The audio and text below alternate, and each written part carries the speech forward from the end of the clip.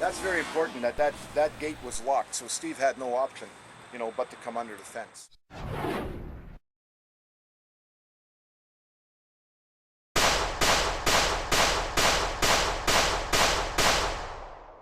So Steve Mesic, when the police were first called, he was traveling on the Lincoln Alexander.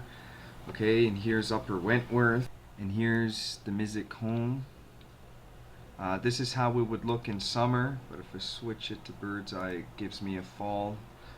Okay, so this is where we did the reenactment. At approximately 9:15 a.m., one of the subject officers was dispatched to Lincoln Alexander Parkway near Upper Wentworth Street to investigate a call that a man, later determined to be Mr. Mesic, was walking into traffic. The officer located Mr. Mesic and parked his marked cruiser in front of him. Mr. Mesic turned and began walking southbound. The officers exited his cruiser, walked toward Mr. Mesic and asked him to come back so that he could talk to him. Mr. Mesic continued to walk away from the subject officer. The officer returned to his cruiser and backed it up to the Upper Wentworth Street exit. He pulled up beside Mr. Mesic and tried to have a conversation with him. Mr. Mesic largely ignored the officer and continued walking toward Upper Wentworth Street. The officer was concerned for his well-being and followed him on foot. The second subject officer arrived to assist. The officers temporarily lost sight of Mr. Mesic.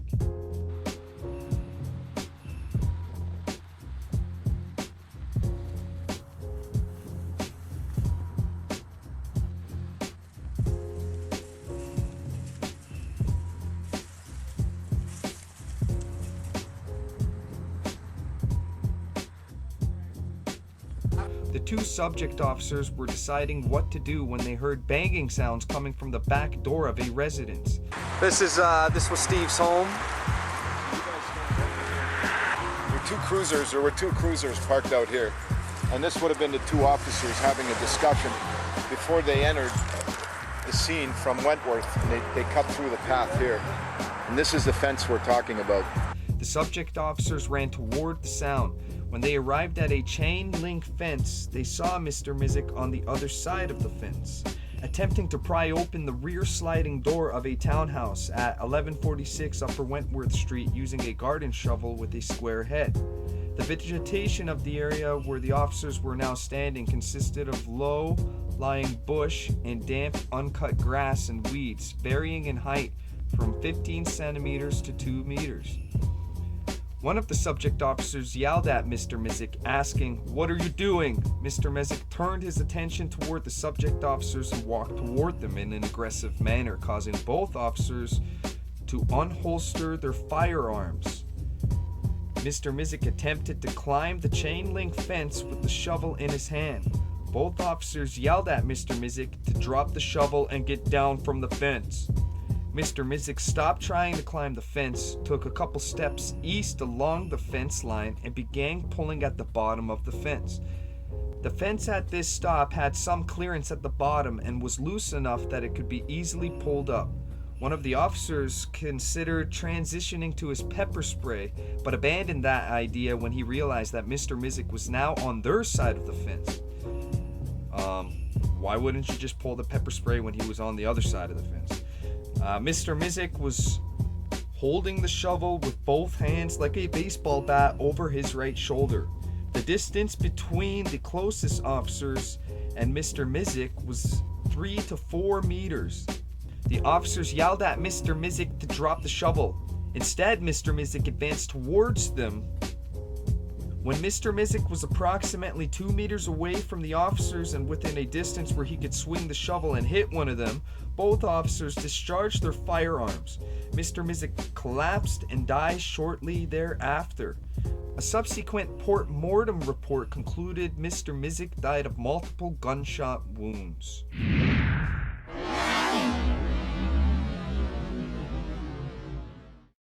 The cops came in and they said they saw Steve trying to break in to the house from the backyard.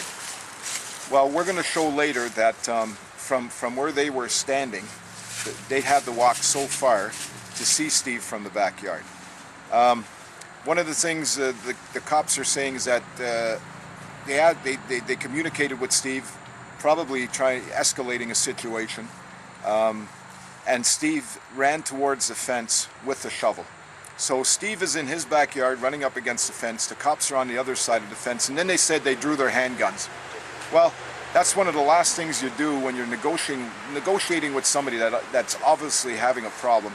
The last thing you do is swear at them, and we all know the cops swear. I mean, they swear at you when they pull you over in a traffic violation. So why did they pull their guns when Steve was on the other side of the fence? Then they said that Steve took a couple of steps east, which would mean that he would have had to gone from his backyard towards Wentworth Street. And then he rolled out underneath the fence. Well, we're going to show just how hard it is. Mark, I don't think they're hurrying a lot. I don't think Steve was... Now, why didn't they pepper spray here and jump on it? Look how long they... Look at the work this is. Look at it. Steve had bad knees. Apparently, when Steve rolled underneath the fence with the shovel, he was laying flat on his back to roll out of the fence. They could have, they could have pepper sprayed him at that time, because the cops did say that they had their pepper spray out, and then they reholstered it again. So there's another discrepancy. So they weren't trying to de-escalate; they were trying to escalate by pulling their guns and yelling. They were trying to escalate. The distance they say that the officer shot from, the S.I.U says it was 2 to 3 meters. The cops say in their report that it was 3 to 4 meters. Okay, so who's right, who's wrong? They obviously haven't got that right. And 2 to 3 meters, if we do that in feet, you're looking from 6 feet 6 inches all the way to 9 feet 9 inches. So that's a pretty long distance. If they're saying 2 to 3 meters, if they're saying 3 to 4 meters, now that's quite a spread. I asked the lead investigator, Dean Seymour, I asked him, well, from where the casings were, that's the leftover bullets, because the guns side eject. The casing side ejects approximately 2 to 3 feet. We're going to lay out casings where we know the casings were, because I myself saw where they lifted the casings. We have a witness also that saw where the casings were laying. What I saw in here is the shovel marks where they pick these casings up, because they take a shovel and they dig them up. So right now, this is approximate, but casings usually when they fly, they group up. So we've got 5 of them laying here. The officer would have been here. The other thing is, 9 rounds were fired at Steve. They can't account for 3 rounds. Apparently 5 in his torso were there, and the one in his back was there. So we've got 3 rounds they can't account for. We're going to show that from where the cops say they were shooting, it's impossible that that's the way the shoot went, because we're going to show on the video that bullets would have had to lodge in the side of the house at the angles. We're going to do that with lasers on replica handguns, and we're going to do it with measuring tape. So the distance from where Steve first rolled out to where we believe the 2 officers were standing is actually 18 feet. Right now we're at 18 feet. Okay? This is the first officer. Come in a little bit closer, because they're saying they caught it 2 to 3 meters, so keep coming in. Okay, stop. This is 9 feet. So this would be 3 meters, would be 9 feet. Move back a little. 9, hold it there. Get a bit. 9 feet 9 inches. So this is where the S.I.U said that Steve was shot at, but yet the cops say, move back, that they shot Steve. Stop, keep going.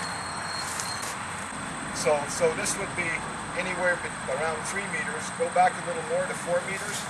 Stop, a little more. So 4 meters, a little more. Would be, keep going, would be right here. This would be 4 meters. Put the tape down and just swing the shovel the way you would swing a shovel at somebody. Okay. The end of that shovel, is that tape at the end of the shovel? Well, we're still over 13 feet away. So grab the tape and move in now. If he was shot Steve was shot at 2 to 3 meters. This would be 9 feet. Bring it in to 8 feet. So even at, with these two cops here, if we come into 6 feet, 6 inches right there, stop. Take a swing at that officer with the shovel. Whoop. So there's still a distance of about a foot. So even at this stage, Steve still wasn't a threat. They had pepper spray. They could have pepper sprayed him. So now they're saying that they shot Steve. They shot him 5 times in the front. Steve turns that way. Now right there, they're saying that they might have shot him in the back there. So now, from where he is, I'm just going to walk around here. Okay, what? With the long tape, don't you? I think this one might be. Hang on to that. Okay.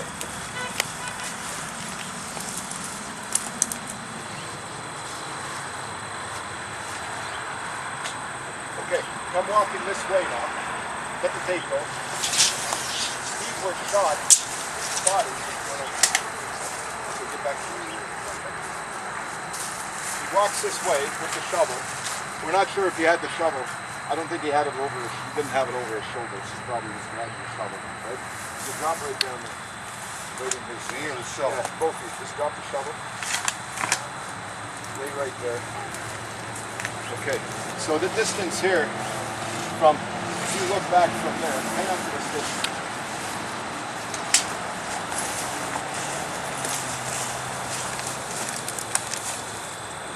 Okay, let it go.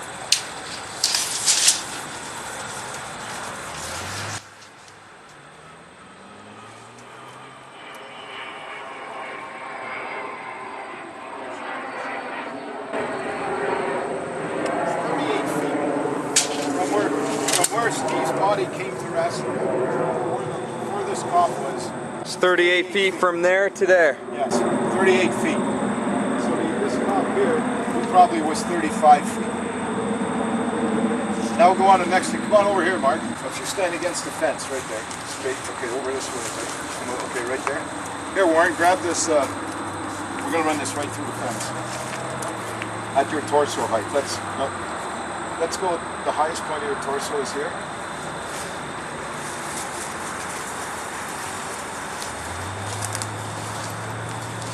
What you got?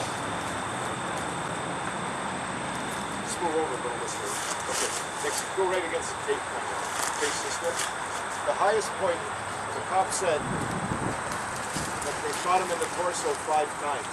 So this is the trajectory the bullet would have taken if one of the officers fired into his torso. As you can see on the wall, there would have to be bullets at that height along the wall, beside Steve's house. For nothing. Now if we change the trajectory to the other cop, might have to go.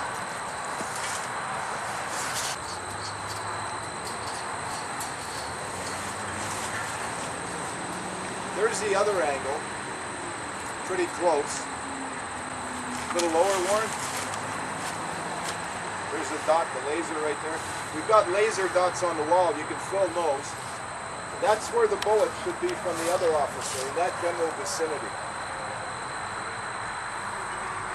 So our major question is, where are the 3 other bullets? And that's what we're going to show. So this is what the cop said. Now even if Steve moved forward, and since they walk over that way, in terms like you were walking, like he's just been shot right there. Okay, stop right there. If you put a laser on there and do a trajectory,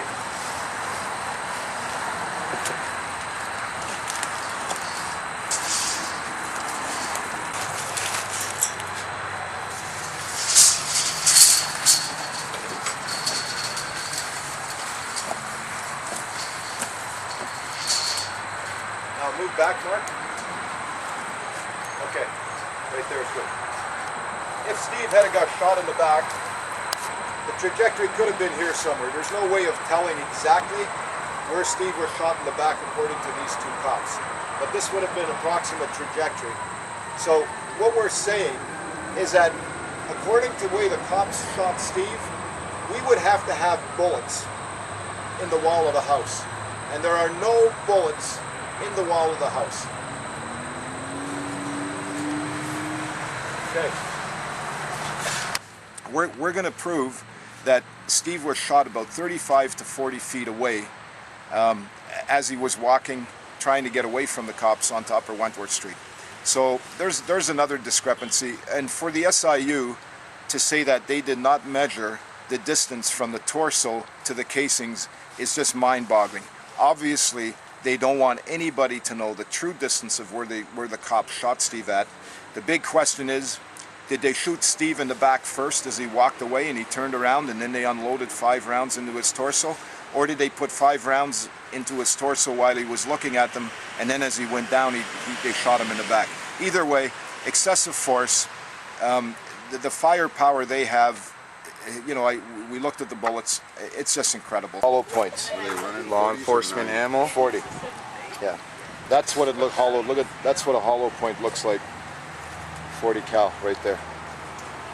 That's what the public doesn't know they're using. What does the public think they're? What does the public? No, they don't even know. They think 9mm and stuff, but this is their ammo. This is it right here. Gold dot duty ammunition. 40 Smith & Wesson, 180 grain rounds. This is what I use a 180 ground bullet when I go moose hunting, 1,200 pound animal. And they're using 180 ground hollow point. So when this bullet goes into the body, it expands, tears everything up, and the bullet doesn't come out. It won't come out of the body. It'll rip everything up in there. So there's a lot of discrepancies here. And today we're going to try and point out these discrepancies from the knowledge we have from doing investigations. You know, we have some ex-military guys here. They can't believe a man is gonna, as the cop said, one of the cops said that after they shot Steve, he turned and walked away. So we're supposed to believe that Steve just turned around with a shovel in his hand, 6 bullets, and decided to take a 27+ foot walk. It's just mind-boggling for them to even think that anybody would believe that. He walks this way with the shovel. We're not sure if he had the shovel. I don't think he had it over his, he didn't have it over his shoulders. He probably was dragging the shovel, right? So drop right down there. Right in here. Me or the shovel? Yeah, both of you. Just drop the shovel. Lay right there. Okay, so the distance here from, if you look back from there, hang on to this station.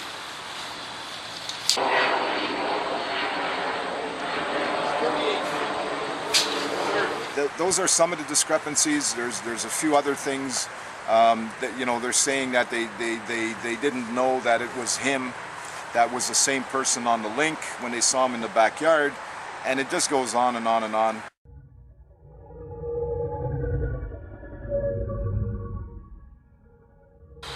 Not like this. And then the guns, he's got the shovel, he's walking along, so you pigs. Right? Piss him off. He's there. Trying to get out. Because now I'm past the fence, right? Now the bullets are going to clear, right? So all of a sudden, right? Steve turns around. Boom, boom, boom, boom, boom. That explains the shovel possibly being 3 to 4 meters from his body. So, walk, yeah, you're walking like that. Okay, bang! Bang, bang, bang, bang! There you go.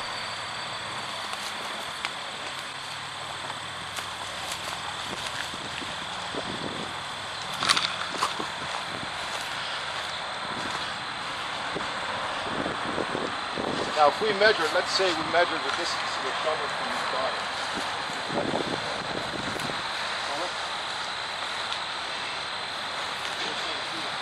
We're saying 3 to 4 meters again. Holy look at this. Put it up to his torso.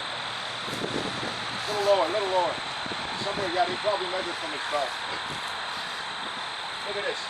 Almost right on 4 meters. There we go. Wow. That's how it happened. And yeah. That's how it happened. Now our distance data. Okay, so where that van is, that's where the Mesic home is. Great car from And they think that possibly the bullet projected over the road into that field where that park is. Also, one very important thing with their investigation is Monica Hutton from the S.I.U. said that the police use Sokia measuring equipment. Well, you know, Sokia measuring equipment's not a big mysterious thing. Every surveyor in the province, every construction company use Sokia measuring equipment. They do it, you know, foundations, property lines, that kind of thing. And it's very accurate equipment. So for the cops to keep stating everything 2 to 3 meters, 3 to 4 meters, is pretty ridiculous when they can measure down to the inch. But again, they don't want the real numbers to come out. So, like I've said all along, police policing police. 3 witnesses to the shooting. One of them's dead. The other 2 are cops. One of the main ones is, did he have a shovel when he was on the north side of the fence? Now, when my daughter and myself had a meeting with the S.I.U. right here at the house, I asked Dean Seymour, lead investigator, I asked him, there was a shovel in the backyard, what happened to the shovel? We were told that the S.I.U. had the shovel. So I said, well, where did you take the shovel from? You know, so he said, we took the shovel from the backyard. His exact words were, we took the shovel from the backyard. One of the inconsistencies in the report is, when we met with the S.I.U. October the 2nd, after they said they completed their investigation, I asked Dean Seymour again, I said, well, where was the shovel? This time the shovel was on the north side of the fence. They weren't specific where along the fence it was, he just said it was on the north side of the fence. After we asked a few more questions, I asked him again, where was the shovel? This time the shovel was 3 to 4 feet beside Steve's body. So we've got a traveling shovel, 3 different positions for the shovel. Nobody will ever know where the shovel was except for the 2 cops. Did they move a shovel? Did Steve have a shovel? Did they plant a shovel on Steve? We'll never know. We'll never know the truth on that one. That's one very important discrepancy. So the cop that, one of the cops that was involved, you guys got the name of him. His name was Kevin Farrell. Kevin Farrell? Yep. Farrell. Yeah, he's about 6'5", weighs around 280 pounds. He had a DUI in 2010, also an assault charge. They dropped the assault charge and stuck the DUI charge. His wife, by the way, is also a cop. She also got charged. She had an assault charge with a weapon up in Cambridge in a bar. They conveniently dropped that charge. So we're also wondering, you know, what kind of cops are on the force. Most of us will lose our jobs, you know, if we get a DUI. So here we have these cops and these cops actually, it was his wife, his fiance and him were out on a night at the bar in Cambridge, and they both got charged. They both got charged, yeah. Did you know that the lawyer that was representing them at that time that got those charges dropped was Gary Cluley, the same lawyer that's representing him now? I wasn't totally aware of that. It's one of the things I haven't really dug into. I find it ironic that the police services is keeping the other shooter very hush-hush. When somebody's trying to keep something hush-hush, they're trying to hide something. I wonder how bad a criminal record the other cop has. So until then, I'm going to assume, you know, maybe just got out of prison a year ago and the police force hired him. So until they come out and say different, I'll believe whatever I want to believe about that cop. For sure. But it's got to be, he's got to have something big. He's got to have something big on him, because they won't release the name. And that's another thing, you know.